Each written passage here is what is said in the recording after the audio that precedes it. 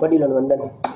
આજનો વિષય ખૂબ જ મહત્વપૂર્ણ છે। આજનો વિષય કુપ્રથાઓ, માન્યતાઓ, ગેરરીતિ રિવાજો અને કુનીતિઓ પર આધારિત છે।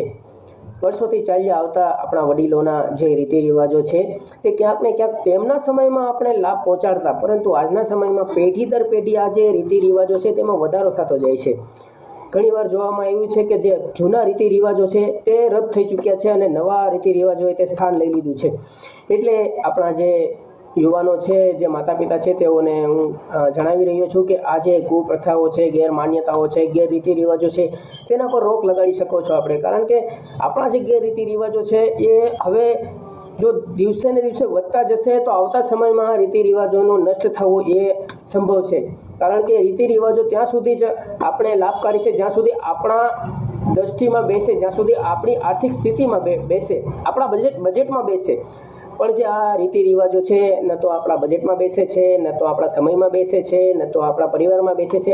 એટલે આ જે કુપ્રથાઓ છે એ નષ્ટ થવા જોઈએ, રદ થવા જોઈએ અને તેની જગ્યાએ એક નવીન રીતિ રિવાજની સ્થાપના થવી જોઈએ। આપણી જે રીતિ રિવાજો જે પહેલાંના હતા, જે વડીલોએ કરેલી હતી, તે ક્યાંક ને ક્યાંક લાભકારી તો થતી જ, પરંતુ આજના સમયમાં આ જે રીતિ રિવાજો છે તેમાં વધારો થઈ અને તે આપણે નુકસાનીકારક બની ચૂક્યું છે।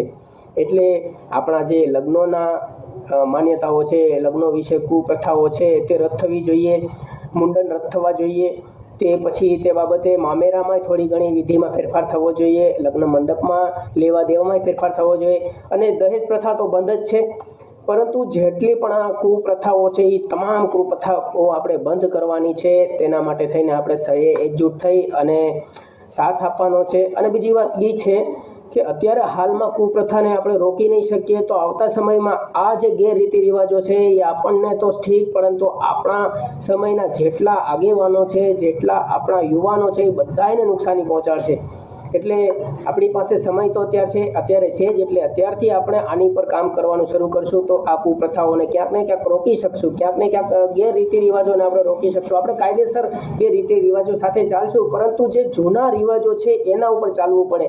આપણા વડીલોએ જૂના રિવાજો જે બનાવ્યા છે એ આપણા માટે લાભકારી હતા, પરંતુ હવે આ ગેરરીતિ રિવાજો વધી ચૂક્યા છે। આ રીતિ રિવાજો આપણી માન્યતાઓ ખૂબ મોટી, આપણા દેશમાં ખૂબ મોટી નુકસાની પહોંચાડે છે આ રીતિ રિવાજો। એટલે આ રીતિ રિવાજોને આપણે દૂર કરવા જોઈએ અને નવા રીતિ રિવાજોની સ્થાપના થાય એવું કંઈક આપણે કરવું જોઈએ। આપણા યુવાનો ખૂબ લાગણીશીલ છે, ગ્રેજ્યુએશન છે એમની પાસે પોતાની સ્થિતિ આર્થિક મજબૂત હોવાના પણ કારણો છે।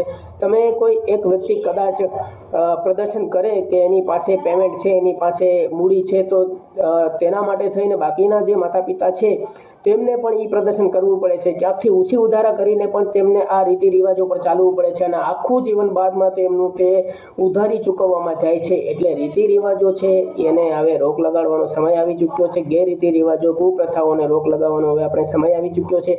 એટલે નવીન આપણે એક રીતિ રિવાજ શરૂ કરશું અને જે આ કુપ્રથાઓ છે તેમને ધીમે ધીમે આપણે રદ કરશું, તેવી હું સ્થાપના આપણે કરી રહ્યો છું, તેવી હું આપણે માંગ કરી રહ્યો છું। ત્યારબાદ હું એક જરૂર જણાવવા માંગુ છું કે બાકીના જે મુદ્દાઓ છે મેં લખાણ સાથે જોડેલા છે, પરંતુ આ લખાણ સાથે મારી પાસે એટલો અનુભવ નથી કે હું આપને કંઈક કહી શકું કે આપને જણાવી શકું, પરંતુ હા, હું એટલું જરૂર કહી શકું છું કે હું એક માર્ગદર્શન જેની પાસેથી લેવું છું, મેળવું છું, જે વડીલો પાસેથી, એમને મને સાફ કહી ચૂકેલું છે, એમણે જણાવેલું છે કે તમે કદાચ આના પર લખાણ કરશો તો એક નહીં, બે નહીં, પણ 5 વ્યક્તિઓ પણ કદાચ આ નોંધ લેશે તો આપણે સફળ થશું અને 5 વ્યક્તિ 500 સુધી પહોંચાડશે અને આ જે ગેરરીતિ રિવાજો છે આખરે થોડા ઘણા અંશે તેને રોક લાગશે।